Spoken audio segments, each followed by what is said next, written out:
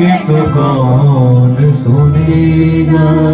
साथी हमारा कौन बनेगा, साथी हमारा कौन बनेगा। तुम ना सुनोगे तो कौन सुनेगा, तुम ना सुनोगे तो कौन सुनेगा। जो तो मेरे बाबा को सुनाने आए हैं पर सीधे सीधे याद रहो, बस इतने ही आए हैं। अगर दोनों हाथ सीधे उठाओगे तो बाबा सीधे सीधे अगर पैन के टेढ़े मेरे उठाओगे तो पूरे सुबह घर में चले जाए, काम उनका बन जाएगा, आप रह जाओगे। दोनों हाथ उठाओ, उठाओ ना। आइए 1 2 3।